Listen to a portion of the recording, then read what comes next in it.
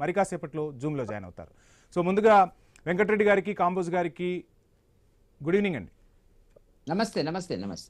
వెంకటరెడ్డి గారు, ఏంటి మొత్తంగా మక్తల్లో ఆత్మహత్య జరిగింది, దీనికి నాకు ఎటువంటి సంబంధం లేదు అని వాకిటి శ్రీహరి అంటున్నారు. ఒకవేళ ఆ ఆత్మహత్యలో తన ప్రమేయం ఉన్నట్టు తేలితే ఏ శిక్షకైనా సిద్ధం అంటూ చెప్తున్న పరిస్థితి.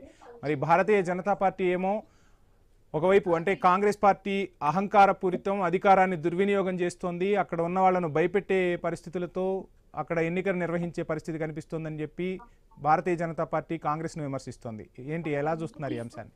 ఇప్పుడు ఒక్కటి ఇక్కడ జరుగుతున్నటువంటిది, మంత్రి గారు మరి నాకేం సంబంధం ఉంది, నాకేం సంబంధం లేదని చెప్పకపోతే నాకు సంబంధం ఉందని చెప్తారు ఎవరన్నా? స్పష్టంగా కనపడుతున్నటువంటిది అక్కడ ఉండేటువంటి శ్రీహరి గారు, కాంగ్రెస్ నాయకులు, మహాదేవప్ప ఒక ఎస్టీ కేటగిరీలో కూడా ఎరుకల కులం నుంచి వచ్చినటువంటి అతి తక్కువ సామాజిక వర్గం నుంచి వచ్చినటువంటి వ్యక్తి అండి.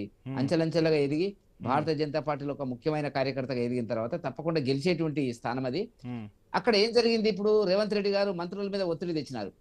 మీ మీ మీ నియోజకవర్గాల్లో మక్తల్ మీరు గెలవకపోతే మీకు ఇబ్బందులు ఉంటాయి చూడండి అని చెప్పడం వల్ల ఏం జరిగినటువంటిది, ఆ మానసిక ఒత్తిడికి ఈ మంత్రులంతా రకరకాల చట్ట వ్యతిరేకంగా ఎన్నికల కోడ్ను అధిగమించి బెదిరించడము చేయడము. ఇప్పుడు ముఖ్యమంత్రి సొంత జిల్లాలో జరిగిన పరిస్థితి, సొంత జిల్లాలో ఇప్పుడు ఏం జరిగింది, వికారాబాద్ లో ఏం జరిగింది, స్పీకర్ గారి ఏరియాలో ఒక అభ్యర్థి బీఆర్ఎస్ అభ్యర్థి గట్టిగా ఉన్నాడు, అతనికి ఎదురుగా కాంగ్రెస్ ఉన్నాడు, కాంగ్రెస్ తో విడ్రా చేయించినారు, బీఆర్ఎస్ అభ్యర్థిని గెలిపించి ఆటోమేటిక్ గా దాంట్లో కలుపుకున్నారు, ఏది కాంగ్రెస్ లో కలుపుకున్నారు. ఇటువంటి నాటకాలన్నీ కూడా వాళ్ళు చేస్తున్నారు అనేటువంటిది మనకు చాలా స్పష్టంగా కనపడుతున్నటువంటి అంశం. ఈ రోజు రాజ్యసభలో లక్ష్మణ్ గారు కూడా ఈ అంశాన్ని ప్రస్తావించారు. మొత్తంగా మరి కేంద్ర సర్కార్ కూడా సీరియస్ అవుతుందా ఇటువంటి ఘటనలకు సంబంధించి? భారతీయ జనతా పార్టీ ఎటువంటి యాక్షన్ తీసుకోబోతోంది?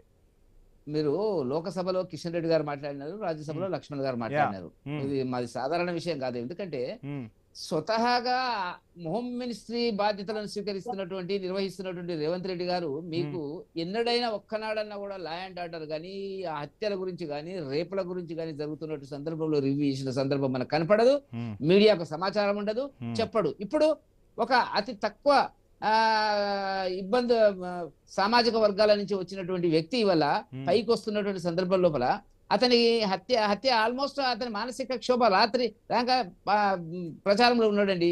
ఆయన చెప్పినటువంటి ఏంది, వీళ్ళు నువ్వు గెలిచినా కూడా నువ్వు బతకలేవు అనేటువంటి పద్ధతిలో తీసుకొచ్చినారు. దారుణమండి ఇది. ఆయన బీసీఓ ఏదో నాకు తెలియదు, మంత్రి గారు చెప్పాలా, నర్సయ్య గారు చెప్పాలా అంటే ఇదా మంత్రి కూడా చెప్తున్న పరిస్థితి. నేను సర్పంచ్ నుంచి మంత్రి వరకు ఎదిగాను, నేను కష్టపడి ఎదిగాను, నాకు తెలుసు, కష్టం తెలుసు, నాకు అతని వ్యక్తిత్వం తెలుసు, నేను ఎక్కడా కూడా అటువంటి రాజకీయాలు నేను చేయనని చెప్పి మంత్రి తను చెప్పుకున్న పరిస్థితి. ఇప్పుడు ఆరోపణలు ఎదుర్కొంటున్నారు. అందుకే మీరైనా చెప్తారు, నేనే చెప్తారు, అది కాదు సమస్య. ఇక్కడ ఆ కూతురు చెప్తుంది, భార్య చెప్తుంది, ఆ ఇంట్లో షేర్ చేసుకుంటుండే అతను వారం రోజుల నుంచి టెన్షన్ భరించలేకపోతున్నాడు, ఇంట్లో చెప్తున్నాడు. వాళ్ళు భార్య కంప్లైంట్ చేయడానికి పోతే పోలీస్ స్టేషన్ లో కంప్లైంట్ తీసుకున్నదండి. తర్వాత కూతురిస్తే కంప్లైంట్ తీసుకున్నారు. అంటే ఏం జరుగుతుందండి? నీ ఇష్టం వచ్చినట్టు మాట్లాడుతున్నాడు. ఏం మాట్లాడుతున్నాడు రేవంత్ రెడ్డి గారు? అర్థరహితంగా మాట్లాడుతున్నాడు. నిన్న సాయంత్రం 5 గంటలకు ఆయనకు ఒక రకమైన అభద్రతా భావం ఏర్పడ్డదండి, ఒక అసహనం ఏర్పడ్డది, ఓడిపోతున్నాం అనేటువంటిది. ఇవాళ భారతీయ జనతా పార్టీ ముందుకు వచ్చింది అనేటువంటిది ఆయన ఊహించండి. ఇప్పుడు నిన్న మాట్లాడింది ఏంది, మూడు పార్టీలు సమానంగా ఉన్నాయి, 3 పార్టీల మధ్యన పోటీ ఉంది అని చెప్తున్నాడు.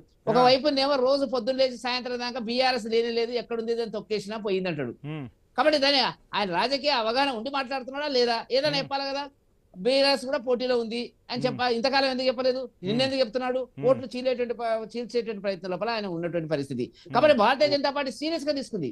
మహాదేవప్పని మానసిక క్షోభకు గురి చేసి ఆత్మహత్యకు పురికొల్పినటువంటి అక్కడ ఉండేటువంటి కాంగ్రెస్ నాయకులు కానివ్వండి, లేకపోతే స్థానిక మంత్రి కానివ్వండి, అందరి మీద కూడా కేసు పెట్టాలా. కేసు పెట్టకుండా ఆయన ఫోన్ లో ఉన్నాయి చాలా విషయాలు ఉన్నాయి. వెంకటరెడ్డి గారు మళ్ళీ మీకు టైం ఇస్తాను. కాంబోజ్ గారు గుడ్ ఈవినింగ్ అండి. మొత్తంగా